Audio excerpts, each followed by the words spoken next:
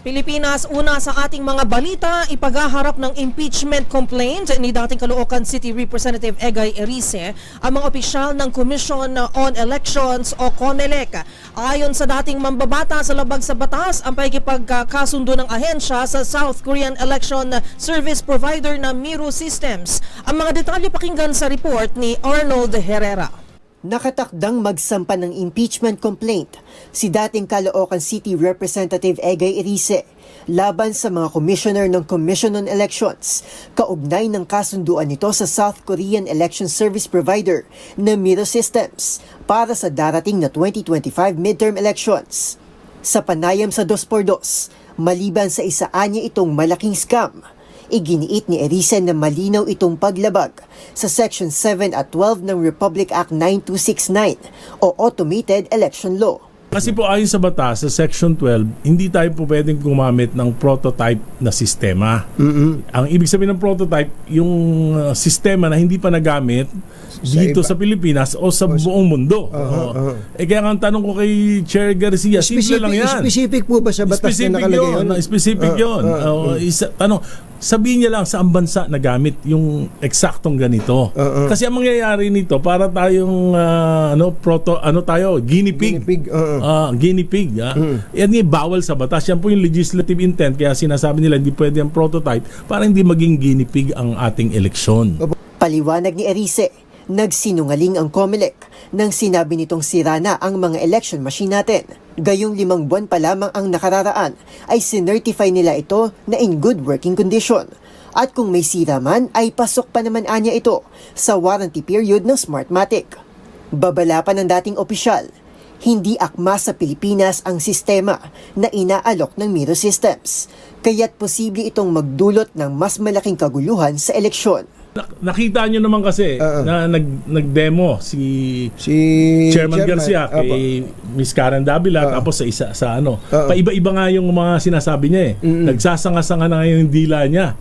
Paiba-iba rin yung kanilang sistemang pinipresenta dahil hanggang ngayon hindi pa nila alam kung paano nila gagamitin talaga yung makina. Nilinaw naman ito na ang kanyang pagsasalita ay hindi isang demolition job laban sa ahensya. Lalo't Korte Suprema na ang nagsabi na nag-commit ang COMELEC ng grave abuse of discretion nang idiskwalipika nito ang Smartmatic bilang election service provider.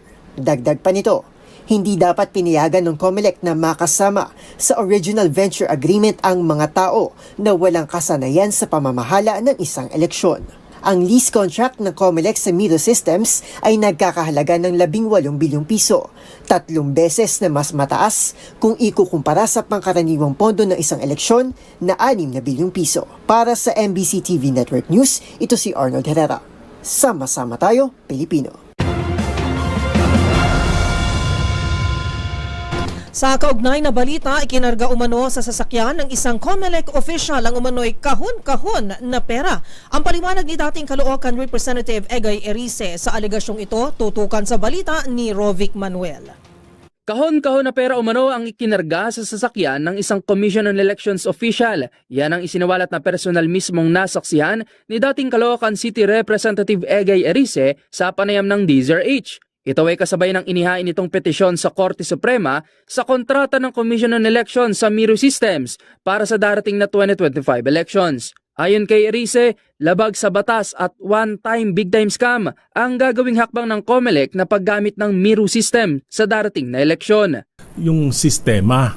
Pero po itong sistema na ito, masasabi ko ng tapat at na ito ay isang 18 bilyong one-time big-time na scam. Dagdag pa ng dating congressman, sa ilalim ng kontrata gagamit ang Miro ng prototype machines na labag sa Automated Elections Law. Kasi po ayon sa batas, sa Section 12, hindi tayo po pwedeng gumamit ng prototype na sistema. Ang ibig sabihin ng prototype, yung sistema na hindi pa nagamit dito sa Pilipinas o sa buong mundo. Kasi ang mangyayari nito, para tayong guinea pig. Guinea pig.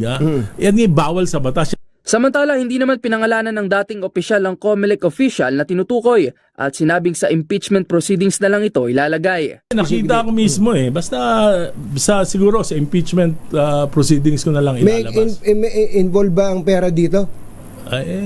Hindi ko nakita yung pera, nakita ko lang mga kahon. Kahon para sa kanya? Kaun-kaun ng pera para sa kanya.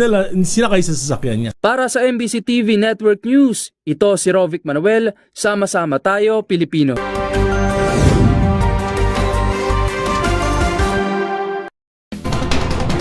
Patay naman ang kadete ng isang maritime school sa Laguna matapos parusahan ng kanyang senior officer. Yan at iba pang mga rumarapidong balita mula sa probinsya. Hatid ng iba't ibang istasyon sa ilalim ng MBC Media Group. Patay ang isang kadete ng NYK TDG Maritime Academy sa Calamba, Laguna matapos parusahan ng kanyang senior officer. Kinilala ng Police Regional Office Calabarzon ang biktima sa alias lamang na Andrew na nag-report umano sa suspect na si alias Nathaniel. Sa report na nakarating sa Campo Crame, nabatid na pinag-exercise ang biktima matapos umanong lumabag sa isang offense. Nakaramdam umano ng hirap sa paghinga si alias Andrew at nawala ng malay bago dinala sa Global Care Medical Center sa Canlubang. Pero idineklara ring dead on arrival ang biktima. Nabusog umano sa dinner ng parusahan. Hawak na ng Calamba City Police Station ang suspect na sasailalim sa kaukulang disposisyon. Para sa MBC TV Network News, ito si Edniel Parrosa. Sama-sama tayo Pilipino. Sama-sama tayo Pilipino. Arestado ang isang awol na miyembro ng Philippine Marines matapos na kuhaan ng baril sa Villa Servando, Barangay Singkang Airport, lungsod ng Bacolod. Ayon kay Police Major Eugene Tolentino, hepe ng Bacolod City Police Office Station 8, ang suspect kinilala na si Herald John Silado, 28 anyos, residente ng Barangay 3, Burgos Street, lungsod ng Lacarduta, at temporaryong naninirahan sa Villa Servando, Barangay Singkang Airport, lungsod ng Bacolod. Dagdag pa ni Tolentino, kinilalang biktima na si Japit Adrian Sigador, 28 anyos, isang delivery rider, residente ng nasabing lugar. Nakuha sa posisyon ng suspect ang isang unlicensed caliber 45 pistol, isang magazine at 5 live ammunition. Ditinado ang suspect sa Bacolod City Police Station 8 at maharap sa kasong grave threat at violation ng Republic Act 10591 o illegal possession of firearms. Para sa MBC TV Network News, ito si Rex Cantong, Sama-sama Tayo, Pilipino.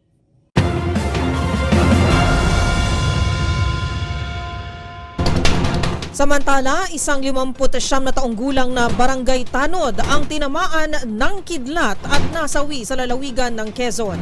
Huling nagpaalam ang biktima na magpapastol ng mga alagang hayop sa kanilang lugar sa barangay Kakasahan na ibaba sa bayan ng Gumaka.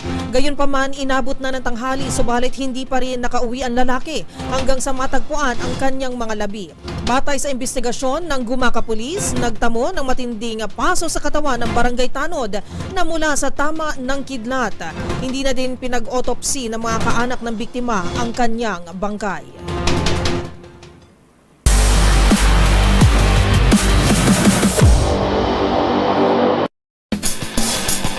Sa mundo ng racing, matapos ang kanyang ibinigay na karangalan sa McLaren maging sa Pilipinas, nasabak naman ang Pinay racer na si Bianca Bustamante sa F4 British Championship na gaganapin ngayong Hulyo sa The Netherlands.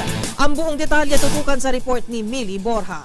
Inanunsyo na ang pagsabak ng Pinay racer na si Bianca Bustamante sa paparating na Rocket F4 British Championship. Kakarera ang 19-year-old speedster sa ilalim ng British team na High-Tech Grand Prix para sa ika-6 na round ng series na gaganapin sa Circuit Zandvoort sa Netherlands mula July 13 hanggang 14. Bagamat unang beses na sasabak sa British Championship, hindi ito ang unang beses na kakarera si Bustamante sa nasabing Netherlands racetrack dahil sa 2023 edition ng F1 Academy, nakakuha ito ng 12 puntos sa 3 race na ginanap sa circuit. Ang stint na ito ay may tuturing na bahagi ng kanyang preparasyon para sa ika-4 na round ng 2024 F1 Academy. At yun ang mga latest updates sa mundo ng sports. Para sa MBC TV Network News, ito si Millie Borja, Sama-sama Tayo, Pilipino.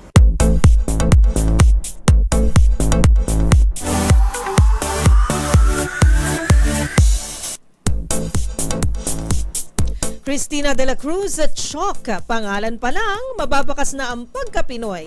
Siya ang Filipino-British beauty queen na pambato ng Great Britain sa prestihiyosong Miss Universe pageant na gaganapin sa Nobyembre. Ang iba pang detalye tutukan sa showbiz report na ito. May lahing Pinoy ang kinoronahan bilang bagong Miss Universe Great Britain. Siya ang Filipino-British na si Cristina de la Cruz Choc na magiging kinatawan ng Britanya sa ika-73 edisyon ng prestihiyosong pageant na gaganapin sa Mexico sa Nobyembre. Dream come true nga kung ituring ng 30-year-old beauty queen ang nasungkit na titulo dahil makailang beses na raw itong sumabak sa naturang kompetisyon. Mabuti na nga lang daw ay sinunod nito ang kanyang puso na muling sumali ng tinanggalang age limit para sa mga contestant.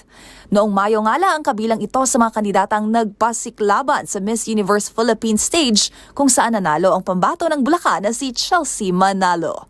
Kaya naman special mention din sa mahabang post si Cristina ang kanyang MUPH family at excited na raw itong makita si Chelsea sa Mexico.